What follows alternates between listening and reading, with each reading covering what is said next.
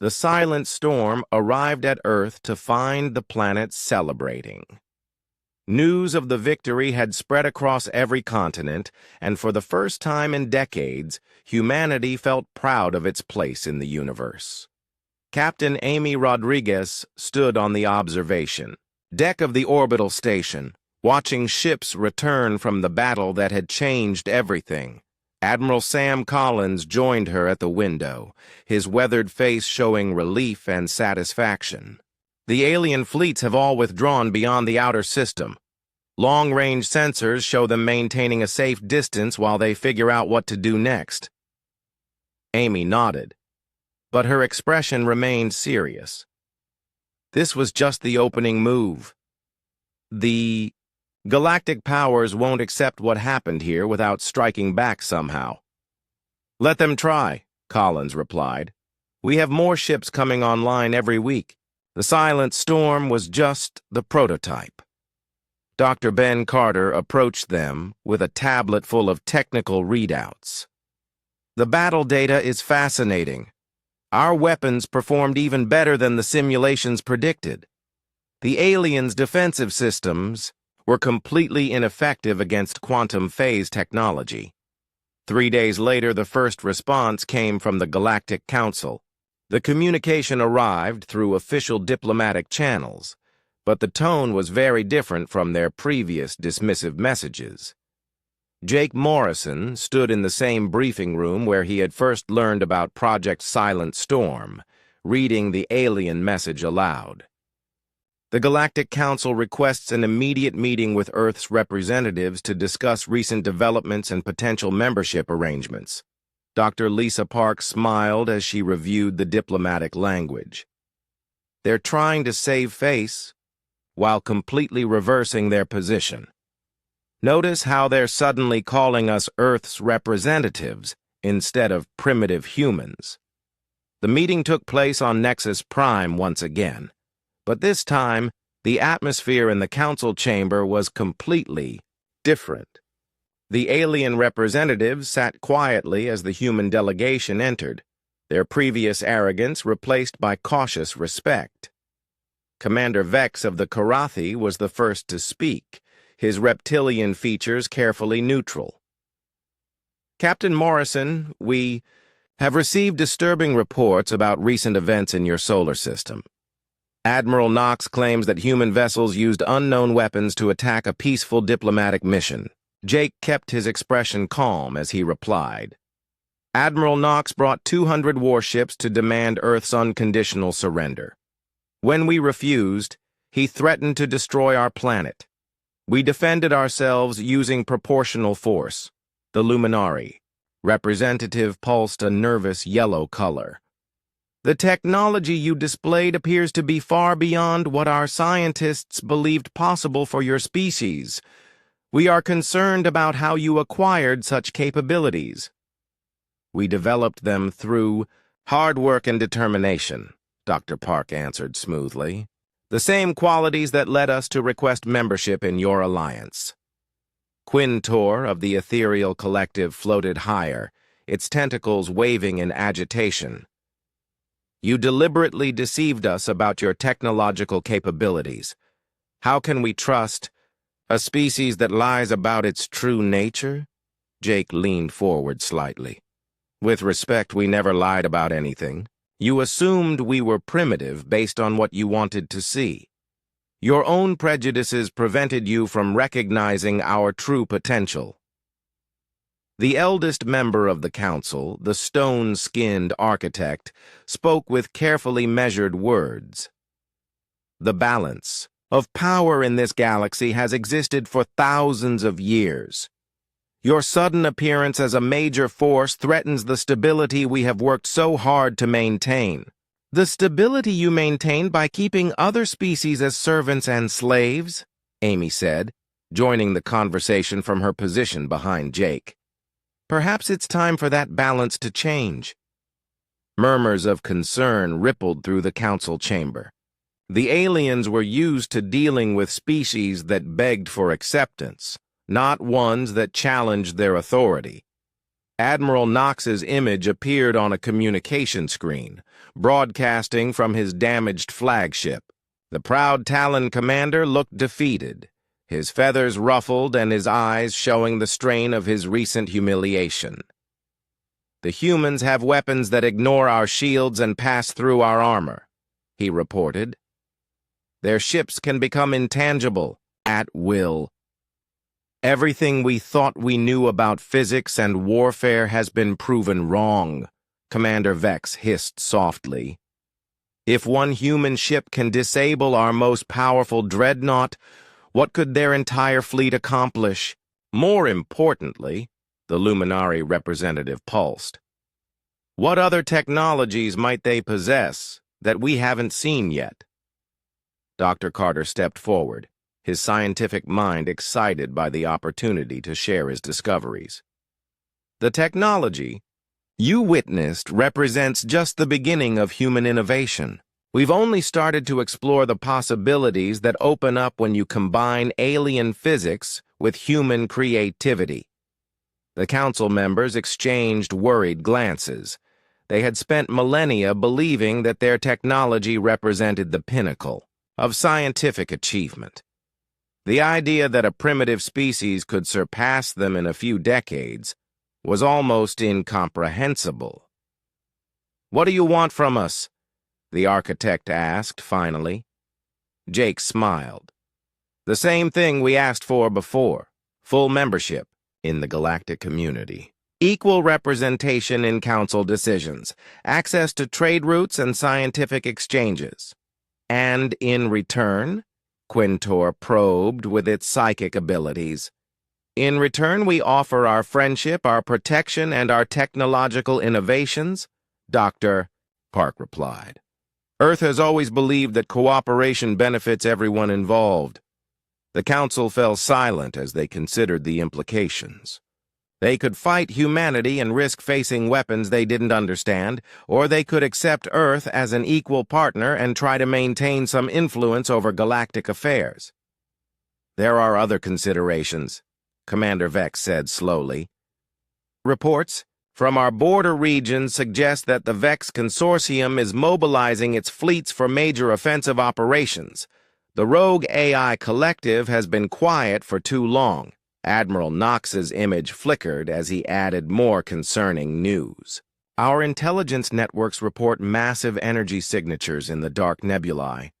Something is building weapons platforms beyond our current detection capabilities." Amy understood what they were implying. "You need allies against threats that your traditional technology cannot handle." "Perhaps," the architect admitted reluctantly. "The galaxy faces challenges that individual species cannot meet alone." Jake saw the opportunity and pressed forward. "Then let's face them together. Earth offers its advanced defensive systems and quantum weapons to protect all peaceful civilizations." The council members whispered among themselves in their various languages. The translation devices struggled to keep up with the rapid conversations, but the general tone was clear. Fear was overcoming pride as the aliens realized they needed human help. Dr. Carter pulled out a small device that projected holographic images into the air above the council table. "This is just one example of human innovation applied to galactic technology. Adaptive shield generators that can protect entire star systems from any known weapon." The aliens stared at the display with growing amazement. The shield technology was beyond anything they had ever conceived, incorporating principles that their own scientists had declared impossible. "How many of these devices could you produce?" the Luminari representative asked, its light pulsing with excitement. "As many as needed," Amy replied, "but only for our friends and allies." The message was clear. Earth was offering salvation from threats that the established powers could not handle alone, but that salvation came with a price. Humanity would no longer accept second-class status in the galactic community. The architect stood slowly, her ancient form moving with dignity despite the momentous decision she was about to make. The Galactic Council hereby grants Earth full membership status, with all rights and privileges thereof. The other council members voiced their agreement, some more reluctantly than others. Commander Vex actually seemed relieved that the confrontation was over. Jake felt a surge of pride as he heard the words humanity had waited so long to hear. Earth accepts membership in the galactic community and pledges to defend the innocent against all threats. As the ceremony concluded and formal treaties were signed, Amy thought about how much had changed in just a few weeks. Humanity had gone, from being ridiculed servants to essential allies, all because they had refused to accept the limitations others tried to impose on them. Dr. Park approached her as the council session ended. The real work starts now. Managing a galactic alliance will be much more complex than winning a single battle. Amy nodded, but her confidence remained strong. Humanity has always risen to meet new challenges. This time won't be any different. In the weeks that followed, human technology began spreading throughout the galaxy. Shield generators protected vulnerable worlds, quantum weapons defended trade routes, and human innovation sparked a new renaissance of scientific discovery. Aliens who had once mocked humanity's primitive technology now competed to host human research stations on their worlds. Species that had been enemies for centuries found common ground in their shared amazement at human achievements. Captain Amy Rodriguez stood on the bridge of the Silent Storm as it patrolled the outer galaxy, watching for signs of the threats that Council intelligence had detected. Humanity was no longer fighting for. The quantum torpedoes launched from the Silent Storm like bolts of blue lightning, moving faster than any weapon the aliens had ever encountered. Admiral Knox watched in horror as the projectiles passed through his ship's shields as if they did not exist, striking the Worldbreaker's main weapon systems with surgical precision. Explosions rocked the massive Talon flagship as its primary plasma cannons went offline one by one.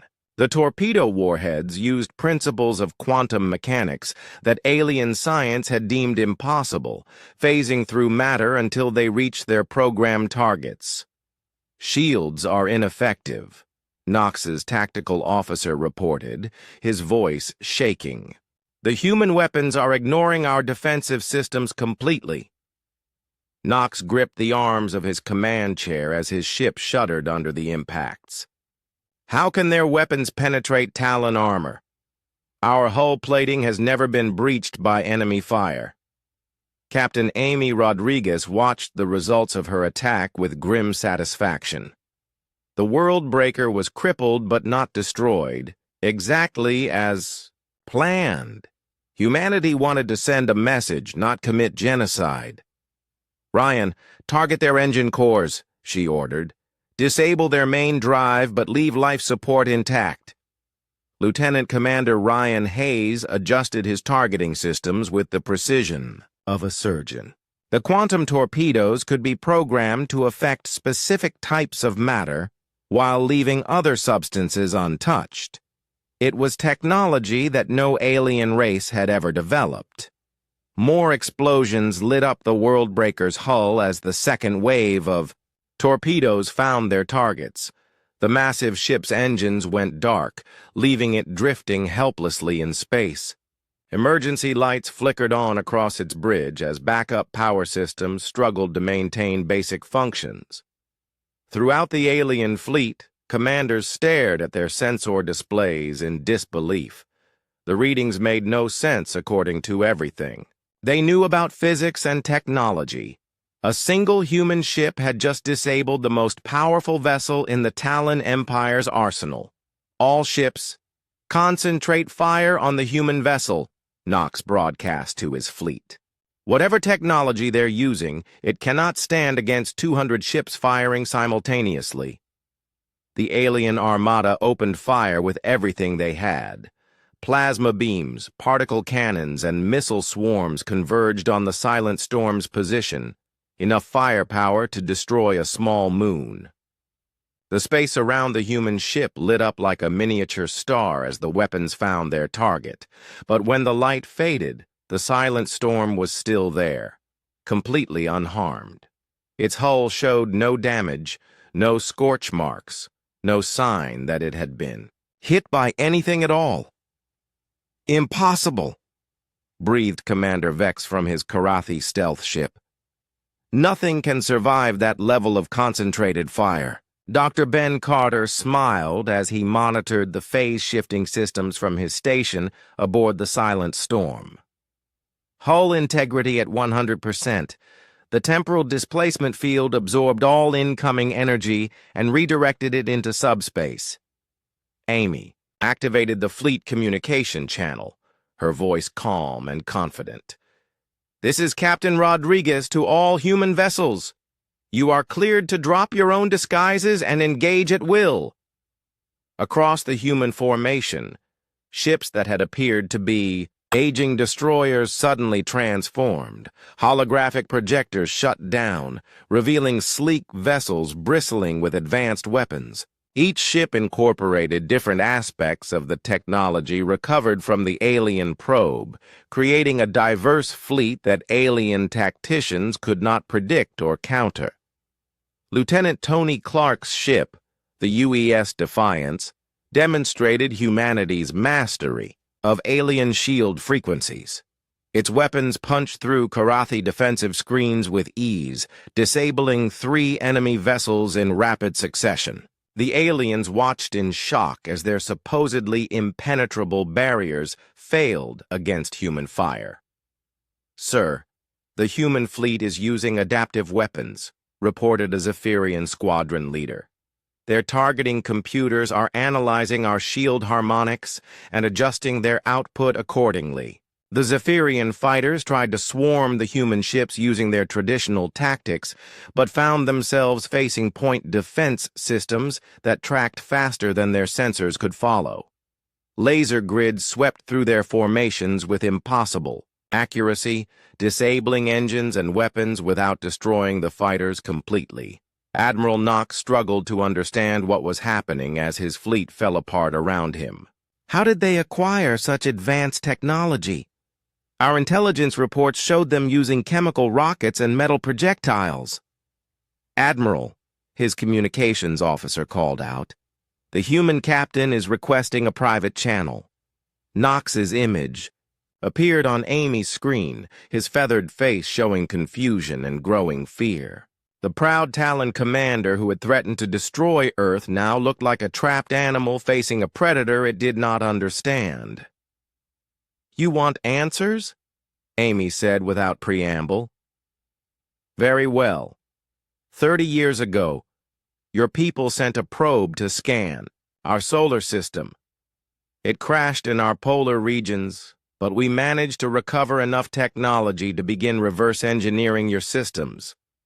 Knox's eyes widened in understanding and horror. "The Antarctic expedition. We lost contact with that probe and assumed it was destroyed by a solar flare. Your probe taught us everything we needed to know about galactic technology," Amy continued. "Every scan you've performed of Earth, every dismissive comment about human capabilities has given us more information about your weaknesses, the Talon." Admiral slammed his clawed fist against his chair. "You used our own technology against us." "We improved on your technology," Amy corrected. "Humans have always excelled at taking existing concepts and making them better. While you were content with technologies that were thousands of years old, we were innovating." Dr. Carter's voice came over the ship's internal communication system. "Captain, I'm detecting energy buildup in the remaining alien vessels. They're preparing to retreat." Amy nodded. The demonstration had achieved its purpose. The galactic powers now knew that humanity was not the primitive species they had assumed. The balance of power in the galaxy had shifted in a matter of minutes. "Admiral Knox," she said, "you came here expecting to collect new slaves. Instead, you've discovered that Earth is under the protection of technology your people cannot match. I suggest you return to your empire and inform them of this development." Knox's pride warred with his survival instincts. The Talon Empire had never retreated from battle, but they had also never faced an enemy that could disable their best ships with such ease. "This is not over," he snarled. "The galactic community will not allow one primitive world to upset the established order." "The established order has already been upset," Amy replied calmly.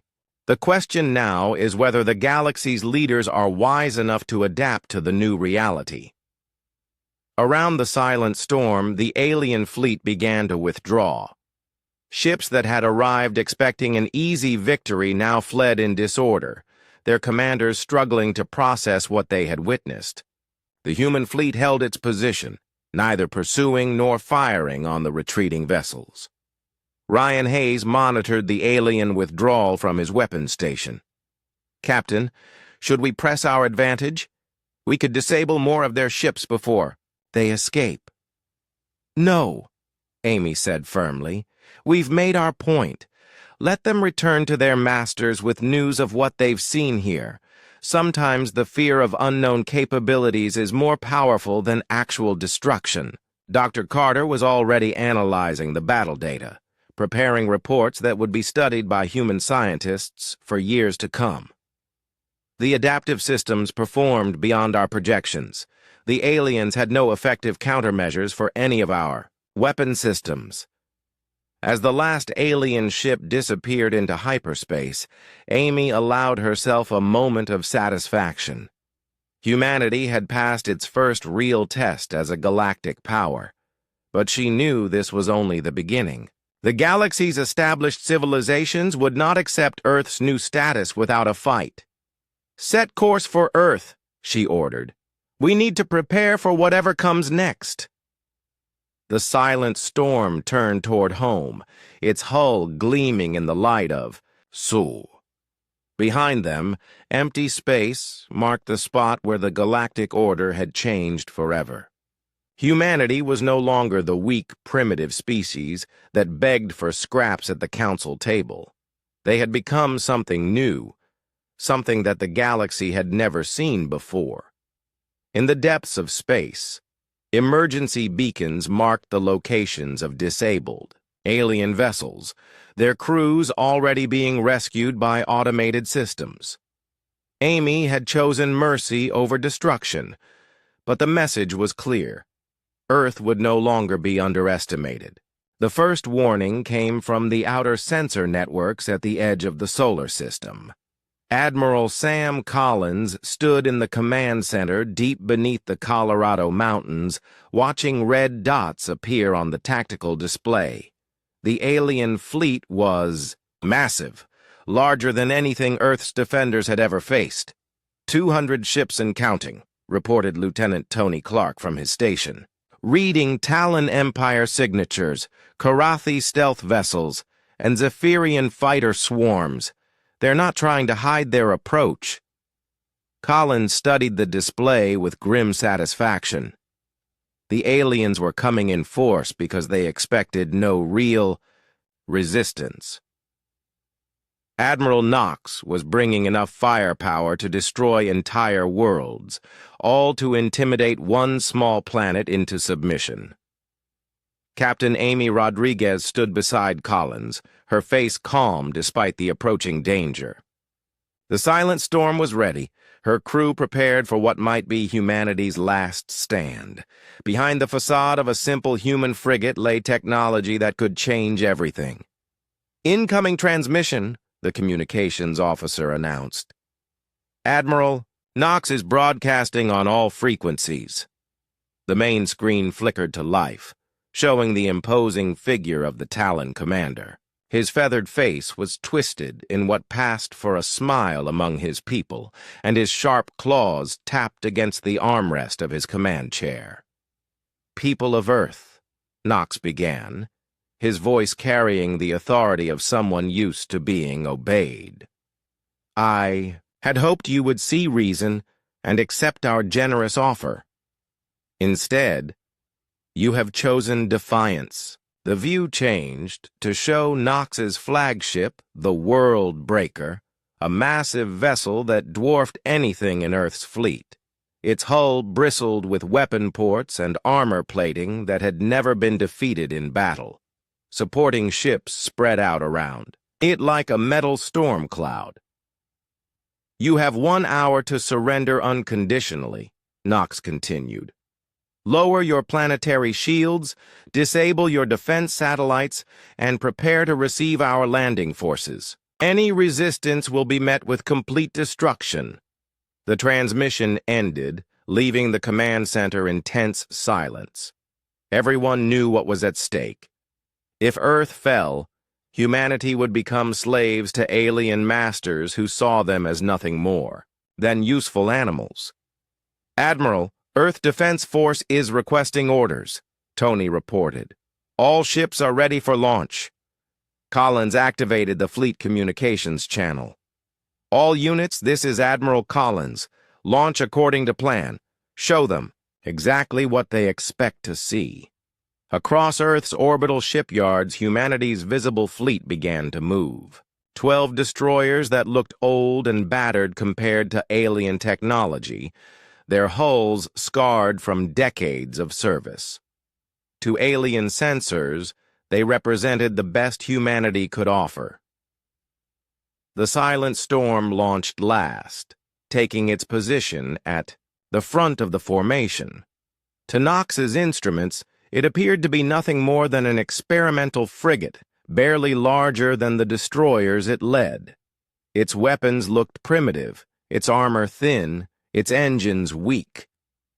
"Human fleet detected," came a report from the Worldbreaker.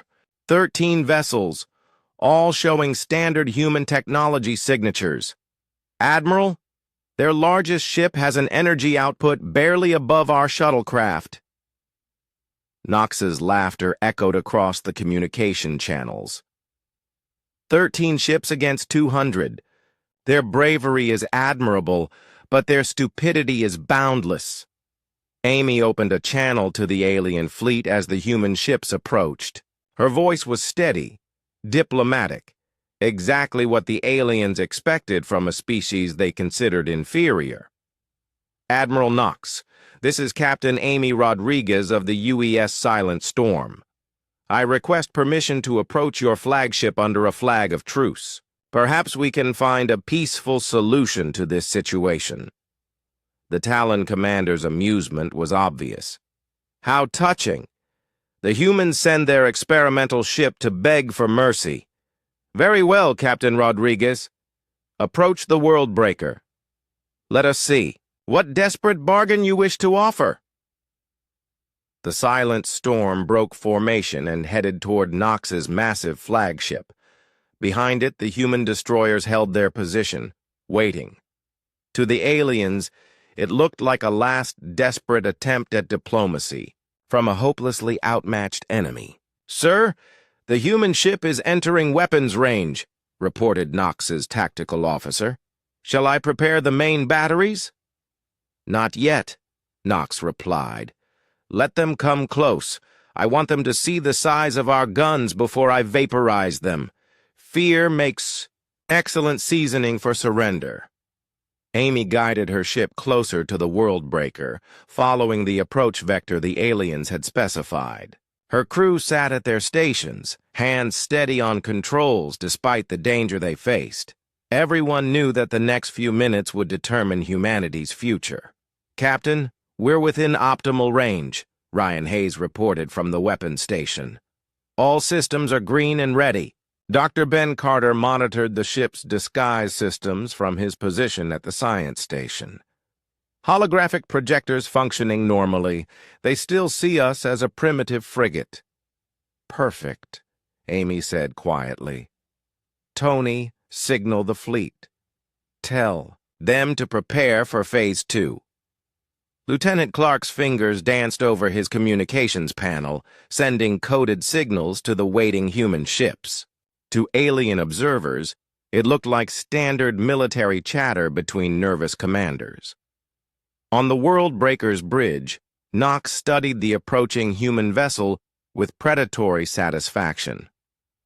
Such a small ship to carry the hopes of an entire species. I almost feel sorry for them. His weapons officer checked the targeting systems. Main plasma cannon is fully charged, Admiral. One shot will completely destroy their vessel. Excellent, Knox said. Open a channel to the human ship. I want them to see my face when they realize their mission has failed. The communication screen activated, showing Amy's determined expression. Behind her, Knox could see the bridge of what appeared to be a crude human warship, all exposed wiring and primitive displays. Captain Rodriguez, Knox began, his voice dripping with false sympathy. I admire your courage in coming here. Unfortunately, your species has chosen to defy the natural order of the galaxy. You will serve as an example to others who might make the same mistake. Amy looked directly into the camera, her voice calm and clear. Admiral Knox, humanity has learned much since our last meeting. We're not the same species you met at the Council. Knox's beak curved in amusement. Indeed? And what could you possibly have learned that would change your fate? We learned that sometimes the best weapon is the one your enemy never sees coming, Amy replied. Then she spoke the words that would change galactic history forever. Ryan, drop the masquerade. On the World Breaker's bridge, alarms suddenly began screaming. The tactical display went wild as sensors detected impossible energy readings from the human ship. What had appeared to be a primitive frigate was transforming before their eyes. What is happening? Knox demanded, his confident smile fading. Sir, the human vessel is showing massive energy spikes, his sensor officer reported, panic creeping into his voice. Power output is increasing beyond our measurement capabilities. The holographic projectors around the silent storm shut down, revealing the ship's true form. Gone was the crude human frigate with its basic weapons and thin armor. In its place appeared a sleek predator, twice the size it had seemed, its hull gleaming with advanced metamaterials that seemed to flow like liquid metal. Impossible, Knox whispered, staring at the transformation. Our sensors showed a primitive vessel. Your sensors showed exactly what we wanted them to show. Amy's voice replied over the communication channel. Humanity has been preparing for this moment for 30 years. The silent storm's weapon ports opened, revealing energy cannons that glowed with barely contained power. Its engines flared to life, producing thrust signatures that rivaled the Worldbreaker's own massive drives. Knox's tactical officer was shouting now. Admiral, that ship's power core is reading as fusion antimatter hybrid. Their weapons are charging quantum plasma arrays. This is impossible with human technology. Fire, Knox snarled. Destroy them now. But it was too late. The silent storm had already locked onto its targets with precision that alien computers could barely track. Ryan Hayes smiled as he pressed the firing controls, unleashing weapons that the galaxy had never seen before. The transport ship arrived at Earth 3 weeks later, sliding through the atmosphere like a falling star. Jake Morrison watched through the porthole as blue oceans and green continents grew larger beneath them. After seeing the cold metal and crystal of alien worlds, Earth looked more beautiful than ever. Their destination was not the public spaceport that most people knew about. Instead, the ship landed at a hidden facility built deep inside the Rocky Mountains of Colorado. The entrance looked like any other military base, but Jake knew the real work happened far below ground. Admiral Sam Collins waited for them at the landing pad. The old soldier had gray hair and tired eyes, but his back was straight and his handshake was firm. He had been fighting for humanity's survival since before most people knew aliens existed. "How bad was it?" Collins asked as they walked toward the base entrance. "They offered us slavery and called it mercy," Dr. Park replied. Her diplomatic mask had fallen away, revealing the anger she had hidden during the council meeting. Collins nodded grimly. "Expected as much. Come on, there are people you need to meet." They entered an elevator that dropped so far down, Jake's ears popped twice. When the doors opened, they stepped into a world that few humans had ever seen. The underground facility stretched for miles in every direction, filled with laboratories, workshops, and testing chambers that hummed with activity. "Welcome to Deep Space Command," Collins said, "home of Project Silent Storm." Dr. Ben Carter met them at the first checkpoint. The scientist looked like he had not slept in weeks, but his eyes burned with excitement. "Admiral, the final tests are complete. We're ready for the demonstration." They walked through corridors lined with windows that showed impossible things. In one lab, a chunk of metal floated in the air while scientists shot different weapons at it. The metal absorbed the energy and grew brighter. In another room, a small spaceship appeared and disappeared like magic. 30 years ago, an alien probe crashed in Antarctica, Dr. Carter explained as they walked. "Most of the wreckage was destroyed, but we managed to recover enough to begin reverse engineering their technology." Jake stared at a display showing the probe's remains. The metal looked smooth and perfect despite the crash. "The public never knew about this?" "The public knew we found something," Collins replied. "They think it was just ice samples and old rocks." Meanwhile, our best scientists have been working day and night to understand alien technology. They entered a massive hangar where Jake saw something that made his breath catch. A spaceship hung suspended in the center of the room, but it was unlike anything Earth had ever built. The hull curved in smooth lines that seemed to flow like water, and strange symbols glowed softly along its sides. "The UES Silent Storm," Dr. Carter said proudly. "Our first true starship." Captain Amy Rodriguez approached them from across the hangar floor. She was younger than Jake had expected, with sharp eyes and quick movements that reminded him of a fighter pilot. Behind her came Lieutenant Commander Ryan Hayes, a serious man who studied the ship like he was memorizing every detail. "Captain Rodriguez will command the Silent Storm," Collins explained. "Ryan here is our weapons specialist. Between them, they know every bolt and wire in that ship." Amy smiled as she shook Jake's hand. "The aliens think we're still using chemical rockets and steel hulls. They have no idea what we've really been building." Dr. Carter led them to a control room overlooking the hangar. Through the thick glass, the Silent Storm looked even more impressive. The ship incorporates technology that the galactic races don't think is possible.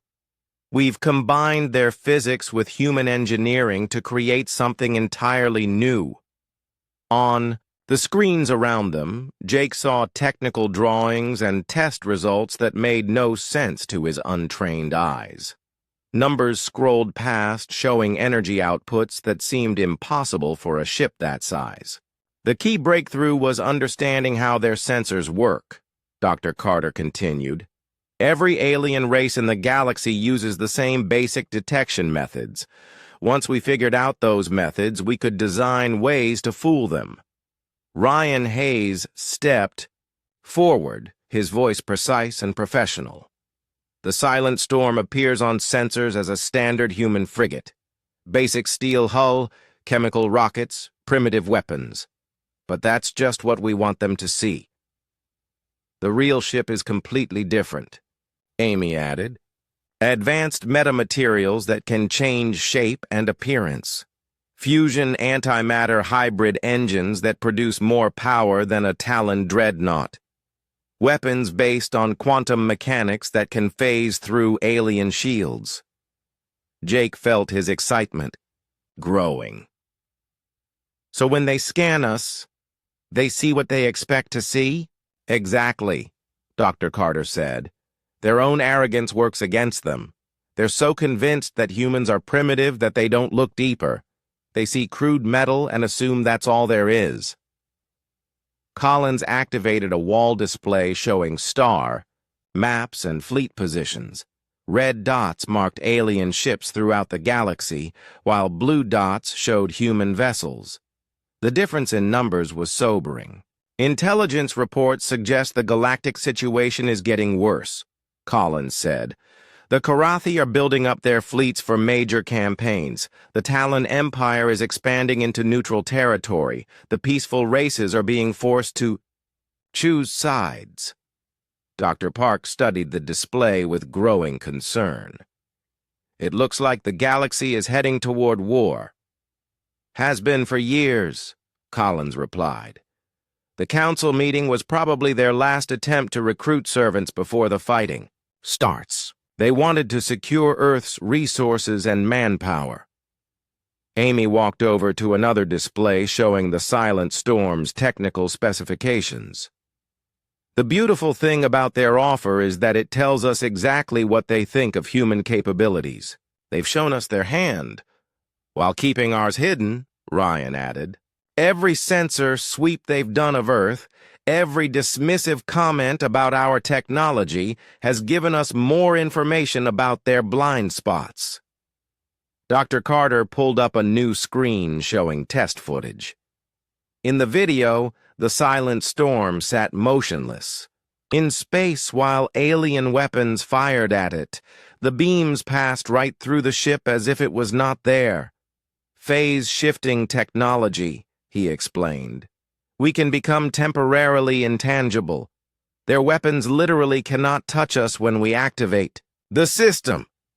Jake watched the footage in amazement. How long can you maintain that?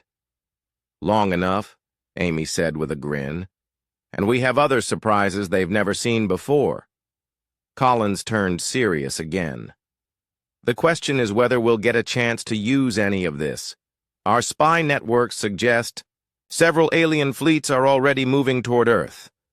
Let them come, Ryan said quietly. The Silent Storm is just the first ship.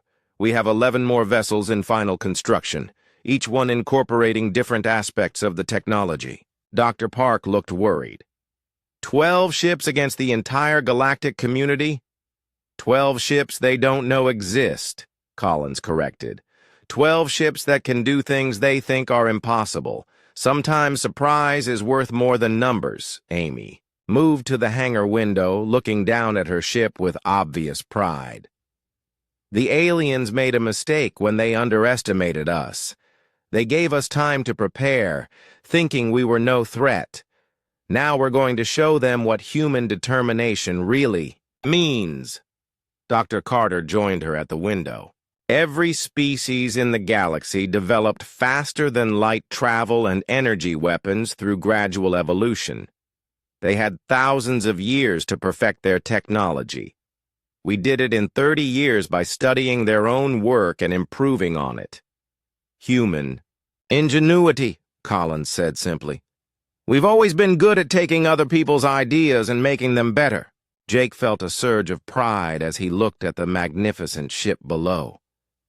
The aliens thought they were offering mercy to a primitive species. Instead, they had awakened something that might change the balance of power in the galaxy forever. When do we launch? He asked. Amy checked her watch. Final crew briefings start tomorrow. We'll be ready to fly within the week. Just in time, Collins said grimly. Long-range sensors detected a large fleet entering our system this morning. Admiral, Knox is coming to collect his new servants. Captain Jake Morrison walked through the massive halls of Nexus Prime, the largest space station in the galaxy.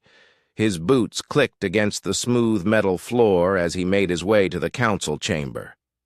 Behind him followed Dr. Lisa Park, Earth's best diplomat, and 3 other humans who had traveled across the stars for this moment. They had waited 30 years for this chance to speak to the Galactic Council.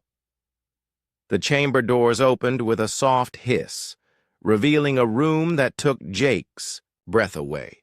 The ceiling stretched up so high he could barely see it, and strange lights danced across walls made of what looked like living crystal. 12 different alien species sat in a circle around the center of the room, each more bizarre than the last. Jake had studied them all during the long journey here. The Karathi looked like giant lizards that walked on 2 legs, their scales shifting colors when they moved. The Zephyrians buzzed and clicked as they talked, their insect-like bodies covered in shining armor. The Luminari were the strangest of all, looking like floating balls of light that pulsed different colors when they spoke. Commander Vex of the Karathi leaned forward as the humans entered. His yellow eyes studied them like a predator watching prey. "So these are the humans," he said, his voice a low hiss. "They look even more primitive than their technology suggests." The other aliens made sounds that Jake realized were laughter. The ethereal collective's representative, a jellyfish-like creature called Quintor, floated higher in the air. Waves of psychic energy rolled off it as it spoke directly into their minds. Such young minds, so full of hope. How amusing.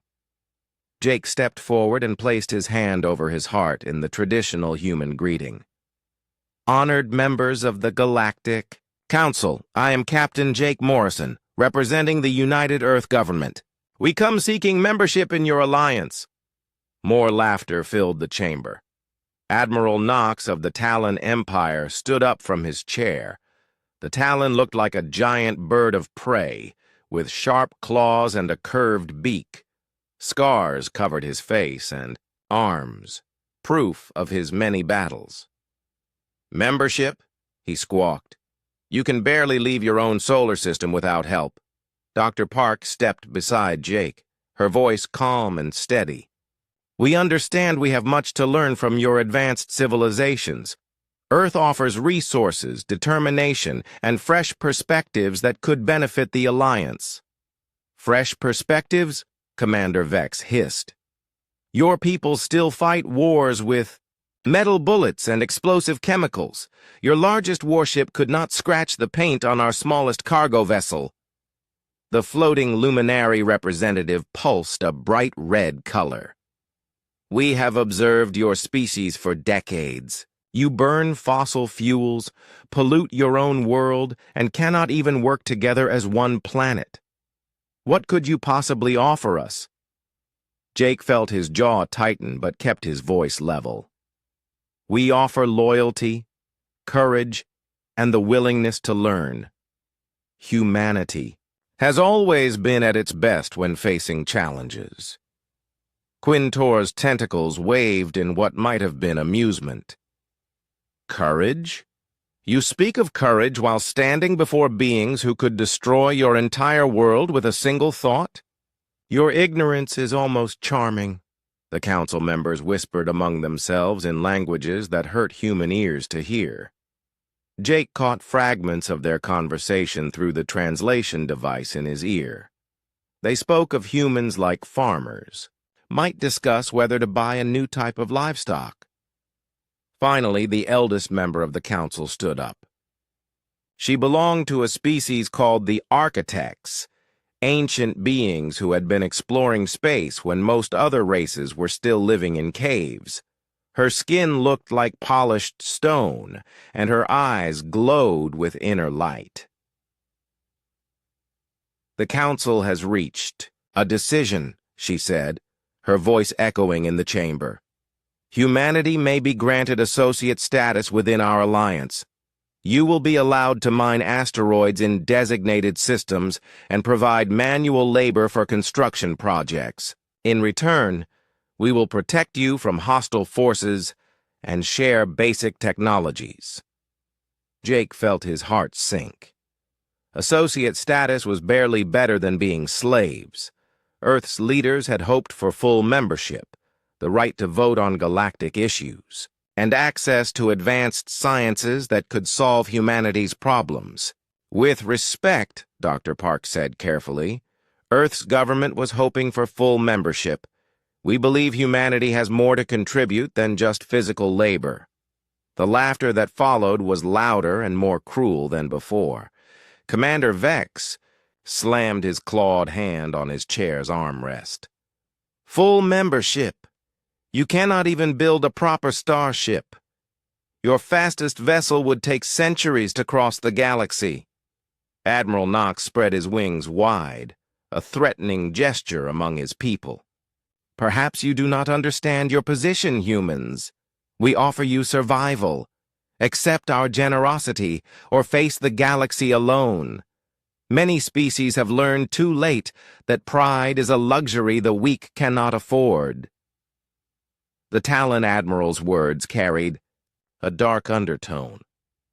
Jake remembered reading about the Valdorians, a proud race that had refused the Council's terms a century ago. They had been wiped out by a coalition of alien fleets within a year. The Valdorians thought they were special too, Knox continued, his beak curving in what passed for a smile among his kind. They believed their ancient warrior traditions made them equal to superior technology. We scattered their ashes across a dozen worlds. Jake looked around the chamber at faces that showed no mercy, no respect, only amusement at humanity's situation. These beings saw Earth as nothing more than a source of cheap labor and raw materials. They had no interest in human ideas, human culture, or human potential. Dr. Park placed a gentle hand on Jake's arm, a signal they had agreed upon before the meeting. It was time to make their choice. The United Earth government appreciates your offer, Jake said slowly. However, we need time to consider such an important decision. We request permission to return to Earth and discuss these terms with our leaders. Quintor's psychic laughter echoed in their minds.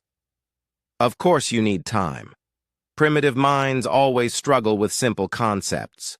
Very well, you have 1 month to decide. Return here with your answer. Commander Vex leaned back in his chair, clearly bored with the entire proceeding. Do not take too long. The galaxy is a dangerous place for those without protection. Pirates, rogue AIs, and worse things hunt in the dark between stars. The luminary representative pulsed a cold blue color. We hope you make the wise choice. Pride has destroyed many species who thought they were better than they actually were. As the humans bowed and prepared to leave, Admiral Knox called out one final time. Remember, little humans, that mercy is rare in this galaxy. What we offer you today may not be available tomorrow. Jake and his team walked out of the chamber in silence. The massive doors sealed behind them with a sound like thunder. In the corridor outside, Dr. Park finally spoke. That went exactly as we expected, she said quietly. Jake nodded, his face grim but his eyes holding a spark that the aliens had missed. Phase 1 complete. Time to show them what humanity is really capable of. They made their way back to their small transport ship, knowing that the galaxy's most powerful beings had just made the biggest mistake in their long, proud history. They had underestimated humanity.